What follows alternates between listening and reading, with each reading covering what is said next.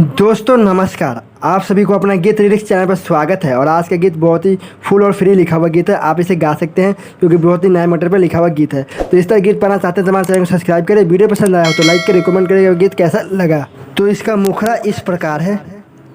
जलवा त ढारे ऐनी कैनी सोमरिया दूर करी बाबा अबे हमर परसनिया। इसे दो बार गाना है। जलवा त ढारे ऐनी कैनी सोमरिया दूर करी बाबा अबे हमर परसनिया। बैठल रोवत बानी तोहरे नगरिया दूर करी बाबा अबे हमर परेशानिया। इसे दो बार गाना है। दूर करी बाबा अबे हमर परेशानिया। अब इसका अंतर है जो इस प्रकार है।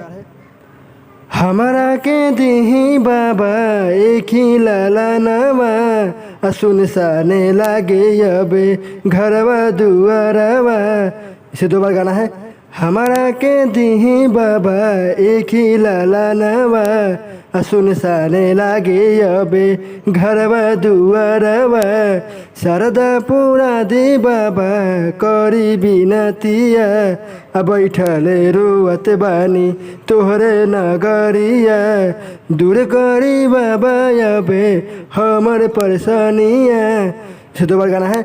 दूर करी बाबा अबे हमर परेशानिया। अब इसका लास्ट अंतरा है।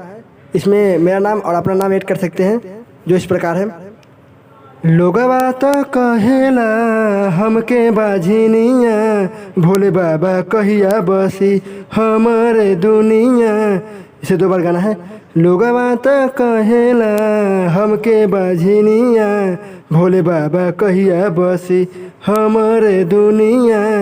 परेशान ते लिखने बारे भक्ति भजनिया अनुजता लिखले बारे भक्ति भजनिया। बैठले रोवत बानी तोहरे नगरिया दूर करी बाबा अबे हमर परेशानिया। इसे दो बार गाना है। दूर करी बाबा अबे हमर परेशानिया। अगर इसी तरह गीत पाना चाहते हैं तो हमारे चैनल को सब्सक्राइब करें। वीडियो पसंद आया हो तो लाइक करें, कमेंट करें गीत आपको कैसा लगा। अब मिलते हैं अगले गीत के साथ।